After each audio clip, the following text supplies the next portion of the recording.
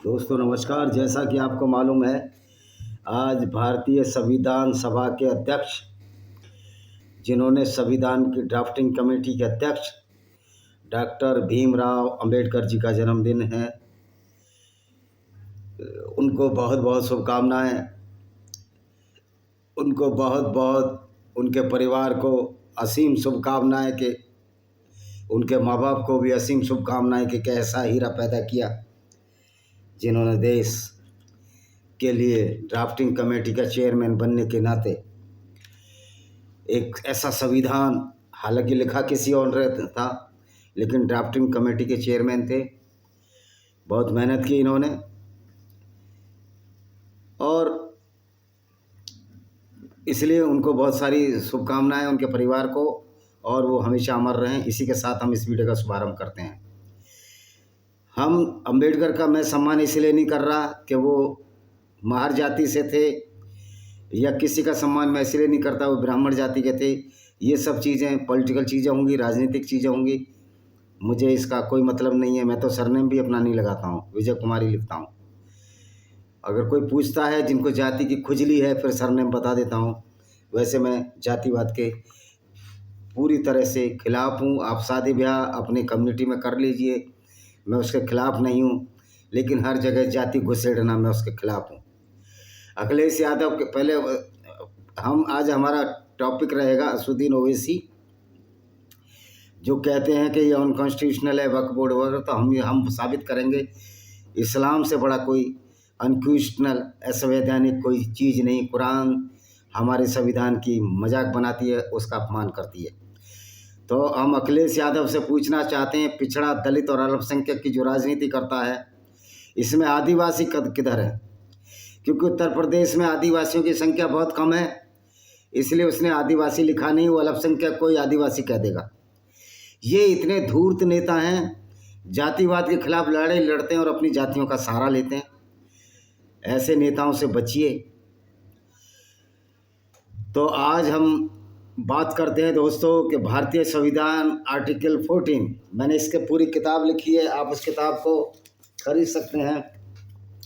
ये इसकी फ़ोटो है, इसका नाम है पैनोरमा में ए बीच में नहीं आया, स्पेलिंग मिस्टेक है, ये पब्लिशर्स की गलती है। Of Indian democracy in contest by Vijay Kumar Pal, इस सब का विवरण इसमें मिल जाएगा। तो दोस्तों, संविधान का अनुच्छेद 14 क्या कहता है? समानता का अधिकार। मैं इनकी किताब अपने संविधान की किताब से कर रहा हूँ। समानता का अधिकार कानून के समक्ष सभी के समान व्यवहार का प्रावधान करता है, यानी सभी बराबर हैं। विभिन्न आधारों पर भेदभाव को रोकता है। सार्वजनिक रोजगार के मामले में सभी को समान मानता है तथा अस्पृश्यता और उपाधियों जैसे सर, राय बहादुर आदि को समाप्त करता है। ये जो सर और राय बहादुर की उपाधियाँ थीं, ये अंग्रेज़ों के गुलामों की उपाधियाँ मिली थी, और जितने भी बड़े बड़े जमींदार हैं सारे अंग्रेज़ों के गुलाम थे। आज ये दावा करें कि हमारे पास इतनी ज़मीनें थीं। जिन लोगों के पास ज़मीनें थी और जो अंग्रेज़ों के खिलाफ लड़े, उनकी जायदाद छीन ली गई थी। तो ये सारे अंग्रेज़ों के टट्टू हैं जिनके पास ज़मीन जायदाद है। तो जो अस्पृश्यता है, जो छुआछूत है, निश्चित तौर पर कुछ लोगों ने इस छुआछूत को बढ़ावा दिया। जो छुआछूत को बढ़ावा दिया वो किसी भी समुदाय के हों, किसी भी जाति के हों, वो राक्षसी प्रवृत्ति के लोग हैं। और इसमें ब्राह्मणबाजी नहीं मारते, क्योंकि ब्राह्मणों ने तो कुछ त्याग भी किया है। दयानंद सरस्वती ने जातिवाद और छुआछूत को ख़त्म करा।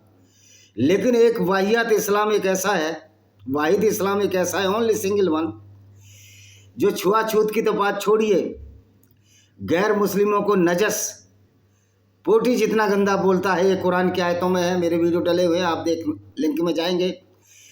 तो ये समानता के अधिकार को इस्लाम ख़त्म करता है, जो कि आर्टिकल 14, जो कि हमारे संविधान का बेस है।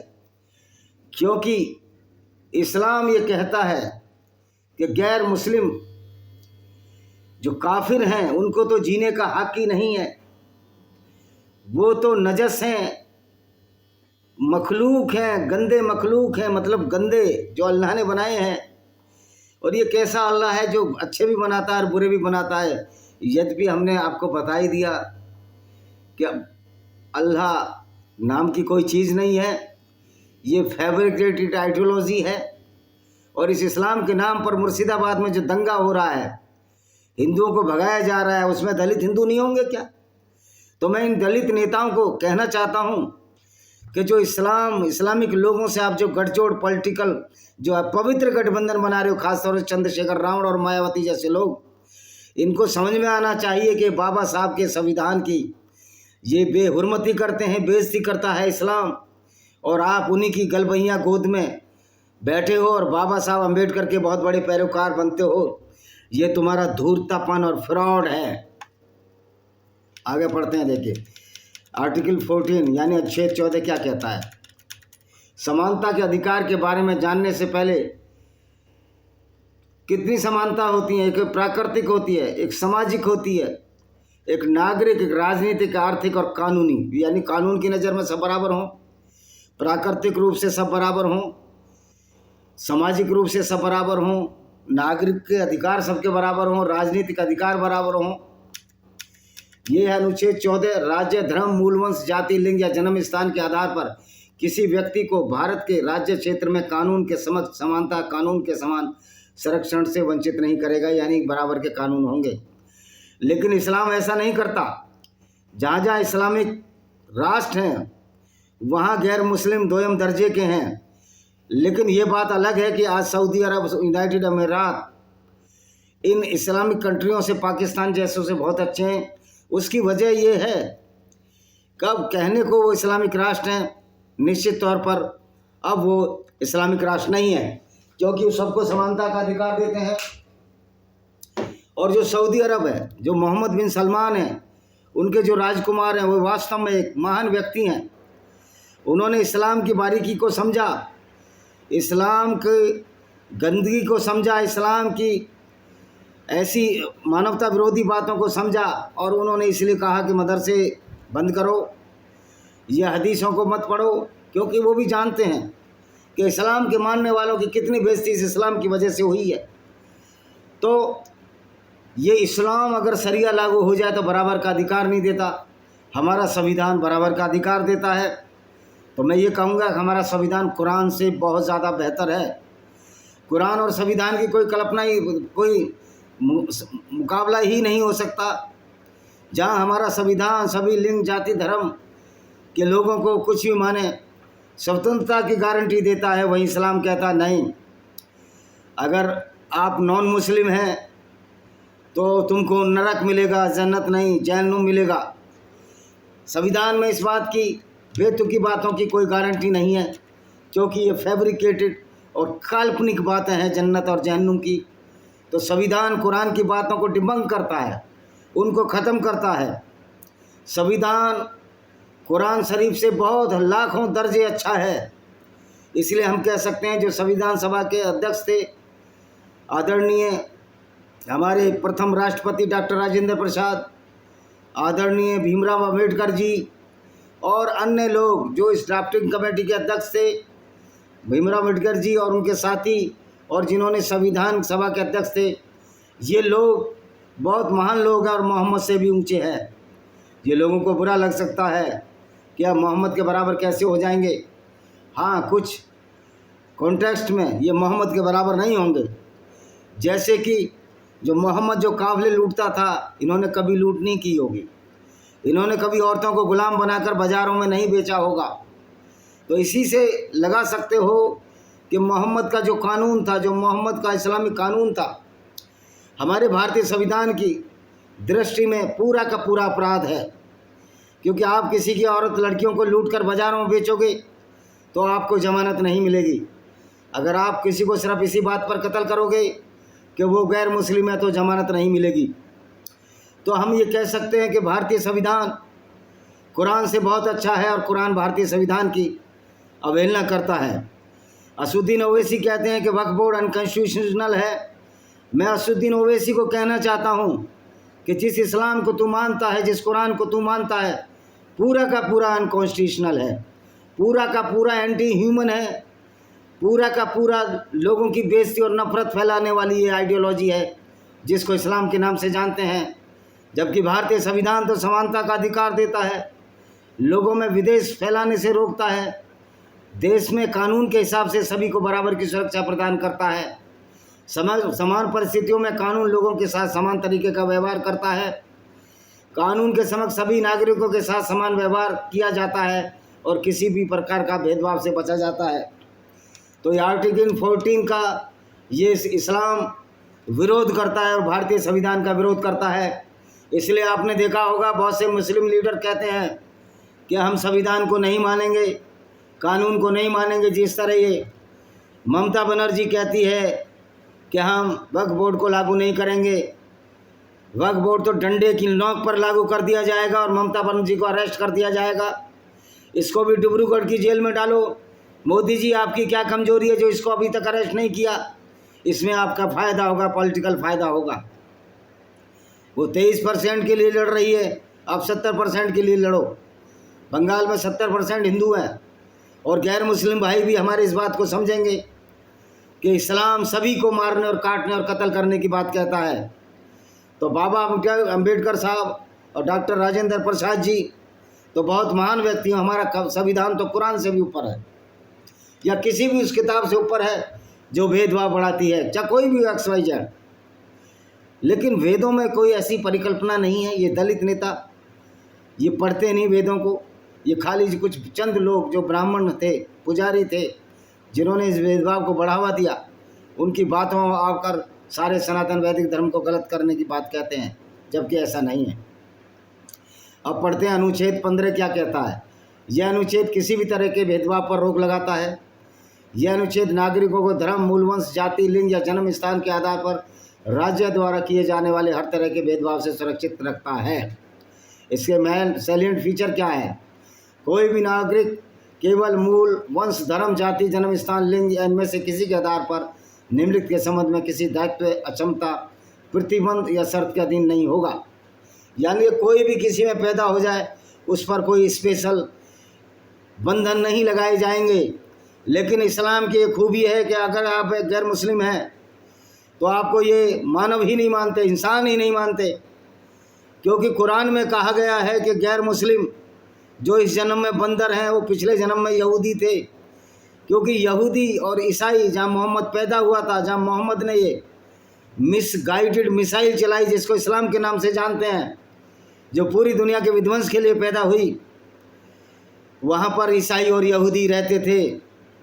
बाद में हिंदुओं पर भी इनके अटैक हुए, क्योंकि इस्लाम की जहनीत और इस्लाम को मानने वालों की जहनीत इसी तरह की है कि वो बराबरी का अधिकार देते नहीं। तो मैं चंद्रशेखर रावण से पूछना चाहता हूँ, मायावती से पूछना चाहता हूँ कि आप बौद्ध भी बन जाएं तो भी इस्लाम की नज़र में दोयम दर्जे के नागरिक हैं। फिर आप दोयम दर्जे के होकर जो कि इस्लाम आपको कहता है, आप उन्हीं के साथ हाथ क्यों मिला रहे हैं जो आपको डिग्रेड करने की बात कहते हैं। आप चंद ब्राह्मणों जिनकी वजह से इतनी छुआछूत फैली या पुजारियों की वजह से, सारे ब्राह्मण तो ऐसे नहीं थे, दयानंद सरस्वती भी ब्राह्मण ही थे। लोग कहते हैं कि पेरियार ने अपनी 12-13 साल की लड़की से शादी की, या 14-15 साल 19 साल की लड़की से। इसके सारे टेस्ट लटक गए थे, कोई मॉरल कैरेक्टर नहीं था। क्या इसी बात पर मॉरल कैरेक्टर हो जाएगा कि आप ब्राह्मणों को गाली दो, आपका मॉरल ऊंचा हो जाएगा? फिर सारे ब्राह्मणों का इसमें क्या दोष है? फिर जन्म के आधार पर जब ब्राह्मण कोई जाति नहीं है तो आप उनको ब्राह्मण ही क्यों मानते हो? सिर्फ गाली देने के लिए ब्राह्मण मानते हो?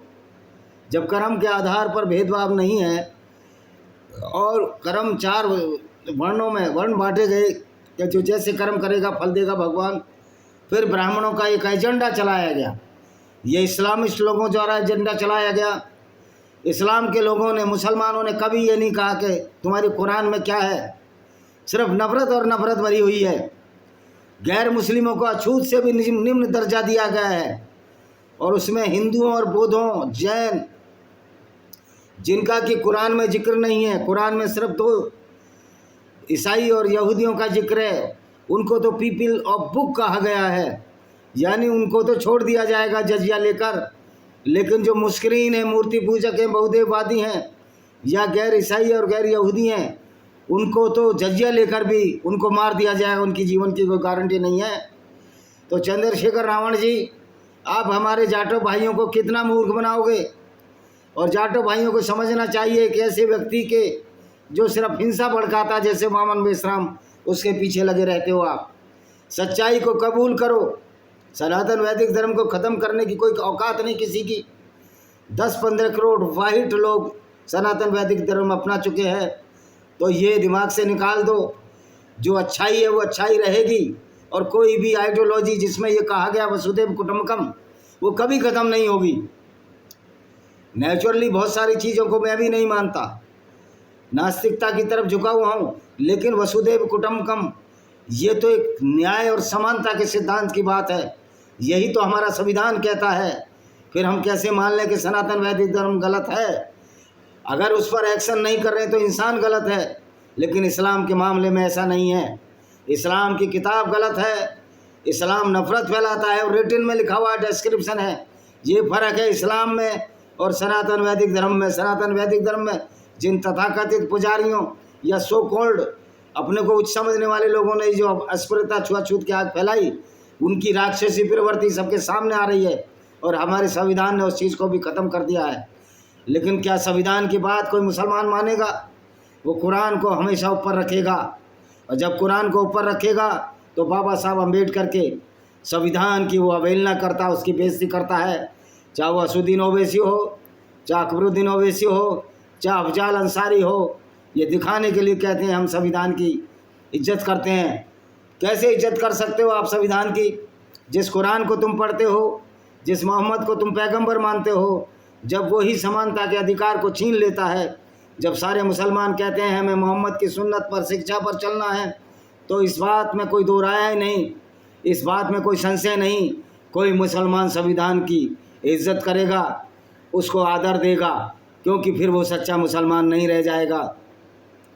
जो मुसलमान कहते हैं कि हम संविधान का आदर करते हैं, निश्चित रूप से या तो कुरान की आइडियोलॉजी से, इस्लाम की विचारधारा से अनभिज्ञ हैं, या जिन्होंने कुरान को ढंग से नहीं पढ़ा, या फिर वो झूठ बोल रहे हैं गैर मुस्लिमों को बेवकूफ़ बनाने के लिए। क्योंकि इस्लाम भी इसकी इजाज़त देता है कि जब आप संख्या में कम हो, गैर मुस्लिमों को बेवकूफ़ बनाओ, उनसे दोस्ती करो, और जब ताकत आए उनके गले रेत दो। यही इस्लाम का पूरा पाठ है। अच्छा जी, इसका आर्टिकल 15, सार्वजनिक स्थानों पर पहुँच। सार्वजनिक स्थानों तक अगर आपकी पहुँच होगी, आप मंदिर जाओ, चर्च जाओ, आपको रोका नहीं जाएगा। लेकिन मस्जिद में मोहम्मद साहब ने सूरह अल बकरा में एक आयत में साफ साफ कहा गया, आयत का नंबर याद नहीं है, मैंने वीडियो डाला हुआ है, कि गैर मुस्लिमों को मस्जिद हराम या मक्का में जाने से रोका जाए। तो इस्लाम हर 14-15वें आर्टिकल का भी विरोध करता है, उसके भी अनादर करता है। तालाब, कुओं, घाटों आदि का प्रयोग जो राज्य द्वारा बनाए जाते हैं, ये आम जनता के लिए हैं। तालाब, घाट और कुएं, उन सब उपयोग कर सकते हो। लेकिन आज हालत ये है कि आप जाइए, कहीं भी जाइए, आप मस्जिद में जाकर पानी तक नहीं ले सकते, क्योंकि गैर मुस्लिमों से नफ़रत का बायस है। अगर कोई मुसलमान मस्जिद में आपको पानी पिला रहा है और आप गैर मुस्लिम हैं, तो इस्लाम को सच्चा नहीं मानता, क्योंकि उसमें तो साफ साफ कहा गया है कि गैर मुस्लिम तुम्हारे खुले दुश्मन हैं, उनको या तो मुसलमान बनाओ। चैप्टर 9 की 5 की आयत कहती है कि जब रमज़ान के पवित्र महीने बीत जाएं तो मुशरिकों, काफिरों को जहाँ चाहो कत्ल करो। 5:33 भी कहती है अल-माइदा की कि उनके हाथ पैर काट दो विपरीत दिशाओं में, या उनको भगा दो उस देश से। यही वजह है कि अभी तक 10 साल पहले तक ये मुसलमान कहते थे जाओ तुम्हारा देश नहीं है। तो इस्लाम यही गुंडागर्दी का पर्याय है, ये दूसरों की ज़मीन छीनता है। क्योंकि मोहम्मद साहब ने भी एक यहूदियों का बाग फदक छीना था, जिसको उमर ने इसकी बेटी फातिमा को देने से मना कर दिया था, और फातिमा गर्भावस्था में थी, उसका कत्ल कर दिया गया था। तो कर्म तो इनका सामने आएगा ही, जिस तरह के कर्म करेंगे उसी तरह का जवाब दिया जाएगा। अभी हाल में मुर्शिदाबाद में बाप बेटे को मार दिया गया क्योंकि हिंदू थे या गैर मुस्लिम थे। और मैं ममता बनर्जी से पूछना चाहता हूँ कि तुम मुसलमानों को अल्लाह का कसम कहती हो, अल्लाह है किधर? मैं साबित करूँगा कि ममता बनर्जी झूठ बोलती है। अल्लाह नाम की कोई चीज़ नहीं है, और अल्लाह मोहम्मद का बनाया हुआ था, क्योंकि दुनिया को बनाने वाला को पता होता है मैंने क्या बनाया। और कुरान का अल्लाह कहता है कि धरती स्थिर है और सूरज उसके चारों तरफ चक्कर काटता है, मीन्स ये अल्लाह फ्रॉड था, और इस फ्रॉड के आधार पर कितना नुकसान पूरी मानवता का हुआ ये समझना चाहिए। अनुच्छेद में यह उल्लेख किया गया है कि इस अनुच्छेद के बावजूद महिलाओं, बच्चों और पिछड़े वर्गों के लिए विशेष प्रावधान किए जा सकते हैं। तो महिलाओं का तो इस्लाम अपमान करता है, महिलाओं को तो आदि बुद्धि का कहता है, और मोहम्मद तो ये कहता है कि जब मोहम्मद एक मदीना में अपने दोस्तों के साथ गप मार रहा था तो ये बोला कि औरत निकली, इसकी काम वासना जागी, ये गया ज़ैनब जो चमड़े का काम कर रही थी, जो पहले इसकी पुत्रवधू थी, जिसको इसने नंगा देख लिया था, पुत्रवधू के घर में जो दत्तक पुत्र था इसका बिला ज़ैनब जायद बिन हरीत, तो इसका मन उस पर ललचा गया और एक आयत उतार दी कि अल्लाह चाहता है तो दिलों के राज बदल देता है, और इसने उससे शादी कर ली अपनी पुत्रवधू से, और ये एक आयत और उतार दी कि मोहम्मद नहीं किसी का बाप।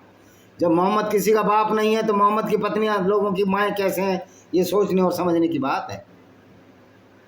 अब अनुच्छेद 16 सभी नागरिकों के राज्य सेवा में समान अवसर देता है। किसी भी नागरिक के साथ सार्वजनिक रोजगार नियुक्ति के मामले में नस्ल, धर्म, जाति, लिंग के आधार पर भेदभाव नहीं किया जाएगा। पिछड़े वर्गों के लिए विशेष प्रावधान के इसमें अपवाद किया जा सकता है। लेकिन आप हमदर्द फैक्ट्री में जाइए, वहाँ एक भी हिंदू नहीं है। इसलिए मैं कहता हूँ कि हमदर्द और उसका बहिष्कार करो। हिमालयन ड्रग्स एक मुस्लिम्स की है, क्योंकि जब हम गंदे हैं, पोटी जितने गंदे हैं गैर मुस्लिम, तो उनको दवाई बेचकर उनका पैसा क्यों लेते हो? और मज़े की बात है ये पैसा सारा इस्लामिक जिहाद, हिंदू, ईसाई और यहूदियों की गर्दन काटने के लिए दिया जा रहा है। तो क्या गैर मुस्लिम ये चाहोगे कि हमदर्द का रूह अफ़ज़ा पियो या बहुत सारे हमारे इनका कोई चीज़ मत खरीदो? क्योंकि जब आपकी कुरान ही कहती है कि गैर मुस्लिमों से कोई दोस्ती नहीं रखनी, तो आप गैर मुस्लिमों को क्यों बेचते हो? आपको तो लिख देना चाहिए कि गैर मुस्लिमों को हम कोई सामान नहीं बेचते, क्योंकि आप गैर मुस्लिमों को काम पर भी नहीं रखते। तो ये संविधान की अवहेलना करता ही करता है। छुआछूत का अनुच्छेद 17 कहता है कि छुआछूत खत्म करो। देखिए, छुआछूत जो पैदा की वो लोगों ने पैदा की, शास्त्रों में या वेदों में इसका कोई वर्णन नहीं है, और छुआछूत खत्म हुई, बहुत अच्छी बात है। ये गंदी चीज़ थी, लेकिन इस्लाम तो छुआछूत सबसे ज़्यादा फैलाता है। वो तो गैर मुस्लिमों को नजस, पोटी जितना गंदा कहता है, गंदे मखलूक कहता है, यानी कि गिरे, नजस का मतलब है लिटरली लेटरिन जितना गंदा। अनुच्छेद 18 ये उपाधि के राय बहादुर, तो इससे तो कोई ख़ास बात है नहीं, क्योंकि उपाधि तो सबकी ख़त्म होनी है। तो आप देख सकते हो कि इस्लाम, अब अनुच्छेद 23 भी और बता देता हूँ, औरतों के ऊपर है। अनुच्छेद 23 कहाँ गया भाई? इसमें पढ़ के बता देता हूँ मैं, वैसे तो मुझे मालूम है ये लेडीज़ के ऊपर है। 8-3 भी है। ये देखो ये है।